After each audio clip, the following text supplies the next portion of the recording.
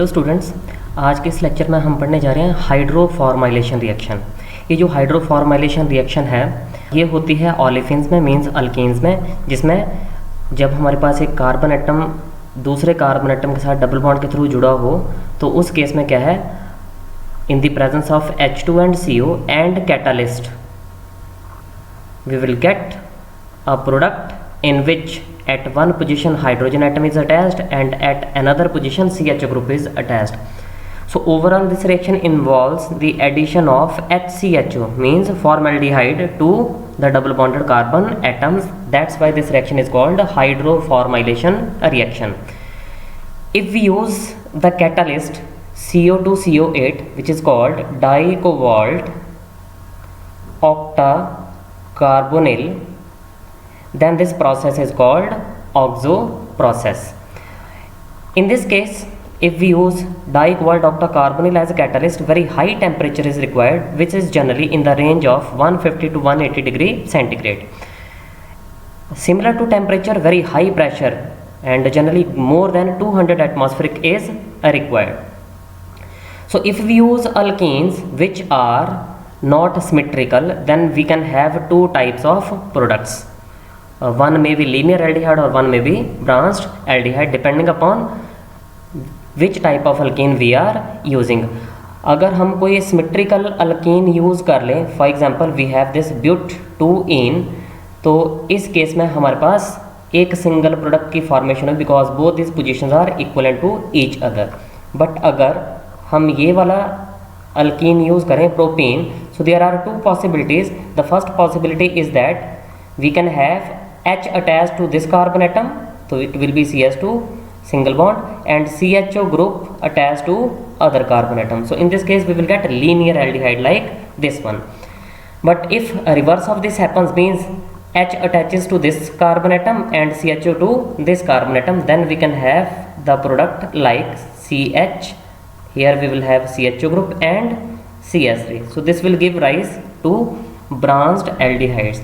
ये जो यहाँ पे aldehydes बन रहे हैं, they are further reduced in the presence of H2 to corresponding alcohols. So catalytic cycle पढ़ने से पहले हम थोड़ा इस CO2CO8 जो catalyst है, that is dicobalt octacarbonyl है, इसकी थोड़ी सी basic details पढ़ने जा रहे हैं.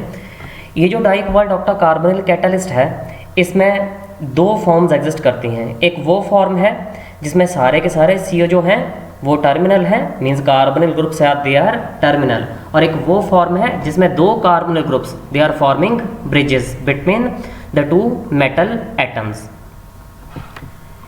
इन दोनों केसेस में जो मेटल की ऑक्सीडेशन स्टेट है वो +1 होती है, +1 आएगी ऑक्सीडेशन स्टेट दोनों केसेस में, और जो इलेक्ट्रॉन काउंट है वो है 18 electron. Whether it is the complex which is having all the CO groups as a terminal, or whether it is the compound or complex which have two CO groups as braced one. So ये कैसे electron count हम करेंगे?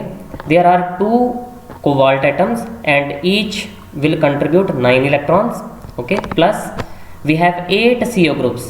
I am counting all the CO groups which are braced as well as terminal, because in both the cases the total electron count will be 2 per carbonyl group, and because of presence of one metal bond, 2 electrons are more counted for it. So now we are having 18 plus 16 plus 2, so total 36 electrons we have now. Per cobalt atom the electron count will be 18 because 36 over 2 is equal to 18. So per जो cobalt atom है हमारे पास, इन दोनों complexes में वो 18 electron का count आएगा. ये जो ब्रेस्ड वाला कंपाउंड है, इट एग्जिस्ट बिलो या it is more stable below 110 degree centigrade. But अगर टेम्परेचर 110 डिग्री सेंटीग्रेड से बढ़ा दिया जाए, so it will be converted into the catalyst और the complex which is having all the CO groups as terminal ligands. So what are the applications? As we discussed in the last slide, this catalyst is used for the hydroformylation of olefins at temperature 150 to 180 degree centigrade and pressure more than 200 atmospheric pressure. ये जो hydroformylation का process है, this was discovered by Otto Reulen in 1938. सो इस पूरे process में होता क्या है, alkenes they react with H2 and CO in the presence of catalyst to form aldehydes, in which one hydrogen atom is attached to one of the double bonded carbon atom and CHO group is attached to the other double bonded carbon atom. Now we are going to discuss its catalytic cycle, but before that catalytic cycle we must form the active form of this catalyst, because अभी हमने ये study किया है, ये जो CO2 CO8 है, it is 18 electron compound, it is coordinately saturated and hence cannot react further. So to convert this catalyst, inactive form of this catalyst to active form, it first of all reacts with H2 to form this HCO CO4, which is also an 18 electron complex in which hydrogen is contributing 1 electron, cobalt 9 electrons and 4 CO, they are contributing 2 electrons each. So now we are having 9 plus 1 10 and 8 18 electrons. So this species is still coordinately saturated, but when it loses one of its CO to form HCO CO3, so 2 electrons are now lost from 18 electron count to form a coordinately unsaturated compound HCO CO3, जिसमें अब there are 16 electrons. So this is the active form of this catalyst. The mechanism of this catalytic cycle for hydroformylation of alkenes was given by D.S. Breslow and R.H. Heck. Now what are the various steps which are involved in the catalytic cycle? So we will start from the active form of the catalyst, which was having 16 electron count. So due to 16 electron count, it can very easily coordinate with the alkene through the double bonded carbon atoms, means ये जो double bond वाले carbon atom के pi electrons they can be donated to the metal centre. So metal will coordinate through this double bond to form a complex now which is having 18 electrons in it, because now 2 electrons are increased due to the contribution from alkene. After this step, now we have a complex in which there is alkene coordinated to it and one H already attached to the metal, and we have this alkene coordinated to the metal. So this is very well known step. Now we have studied this step in number of catalytic cycles. This H will undergo migration to one of the carbon atom. So there are two possibilities. The first one is कि H can migrate to this carbon atom, then metal will react with this carbon atom to form MCH2CH2R. तो एक linear alkyl group यहाँ पे बनेगा. The second possibility is that ये जो hydrogen है it is transfer to the other carbon atom of the double bond. So H can coordinate with this one also. In that case metal will form bond with this carbon atom, and now we will have MCH. On one side we have R and on other side we will have CH3. But because there is more bulkiness due to this branching, this complex is less favored as compared to linear alkyl group. So what happens when hydride transfer occurs? This is also referred to as 1-2 migratory insertion. Okay, 1-2 migratory insertion. उसमें दो complex बनेंगे, एक में जो alkyl group होगा linear होगा, दूसरा जो होगा उसमें अल्काइल ग्रुप ब्रांच्ड होगा. So which one we will favour? We will favour the linear alkyl group. And how it is formed? In this way, now we have RCH2CH2CO CO3. There are 3 carbonyl groups now. जो starting का active form थी catalyst की, उसमें oxidation state 1 है. जो ये alkyne coordinator complex बना, इसमें भी ऑक्सीडेशन स्टेट मेटल की 1 है. और ये जो अल्काइल कम्प्लेक्स बना है, इसमें भी ऑक्सीडेशन स्टेट मेटल की 1 ही है. इलेक्ट्रॉन काउंट की बात करें तो जो स्टार्टिंग वाला कॉम्प्लेक्स था वो उसमें 16 इलेक्ट्रॉन थे, and after the coordination of alkane the complex formed was now having 18 electrons. Okay, but after the transfer of this H to this carbon atom, we are getting a linear alkyl coordinated complex. In this complex we have the metal in +1 oxidation state, but due to the transfer of this H to this coordinated alkane, now the electron count is again reduced back to 16 electron. So after the formation of this 16 electron alkyl coordinated complex, there is an insertion of CO group. Carbonyl group is inserted, and we have now well established fact that ये जो CO group है ये metal के साथ coordinate करेगा, cobalt के साथ coordinate करेगा, and in place of now 3 CO carbonyl groups, now we have 4 carbonyl groups attached to this one. Now again the electron count is increased to 18, but still the oxidation state of metal is +1. there is no change. Change दो ही cases में होगी, जब oxidative addition हो तो उस case में oxidation state by 2 units बढ़ जाएगी, और दूसरी कब चेंज होगी, जब रिडक्टिव एलिमिनेशन होगी तो उस केस में ऑक्सीडेशन स्टेट बाई 2 यूनिट्स कम हो जाएगी. इलेक्ट्रॉन का जो काउंट है दैट डिपेंड्स अपॉन के लिगेंड कितने हैं, क्या कब जुड़ रहे हैं, कब रिमूव हो रहे हैं, उस हिसाब से इलेक्ट्रॉन काउंट चेंज करता रहेगा. In the next step there is alkyl migration. So first step was alkyl migration, और now there are two basic fundas जो स्टडी किया जाता है. एक तो यह है कि one may say that कि this CO group is inserted between this carbon atom and CO group, and the second one is this alkyl group is migrating to the coordinated CO, or this we have already studied in migratory insertion reactions. Basically it is the alkyl group which migrates to the coordinated CO group.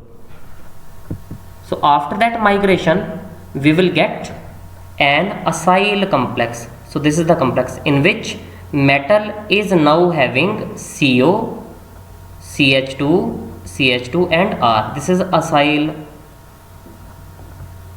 coordinated complex. In this complex now, this is the acyl group, and there are now 3 CO groups, because one of the CO group has been inserted between the carbon atom and metal. So in this case there is basically migration of alkyl group, migration of alkyl group to coordinated CO ligand. Okay, after this coordination the complex is again converted into 16 electron species. Okay, and still the oxidation state of cobalt is 1.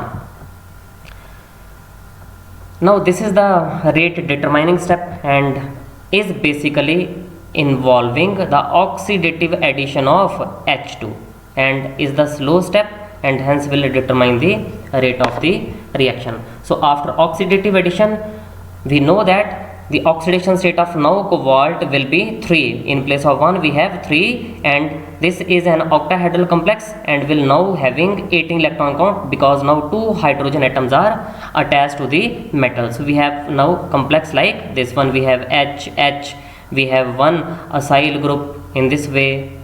Okay, and other positions, 3 positions, they are occupied by 3 CO groups. So in this way we have the complex. Or now we are heading toward the final step, and it's again a very well known step. So from this complex 18 electron complex, now H will be removed and this RCH2 CH2 CO group will be removed, and this will result in the formation of an aldehyde. So aldehyde बन जाएगा RCH2 CH2. You can see here we were having RCH2 CH2, then C double bond O और एक H यहाँ से निकल गया, और ये हुई reductive elimination. And after this reductive elimination we are now again having what we are left with. This group is removed, one H is removed, okay, and we are left with now CO means cobalt, 3 CO groups, carbonyl groups, and 1 H. So again we are returning back to that active form of the catalyst, and because there is reductive elimination, the oxidation state is also converted from 3 positive back to +1. So this was the catalytic cycle involved in this case. There is another way of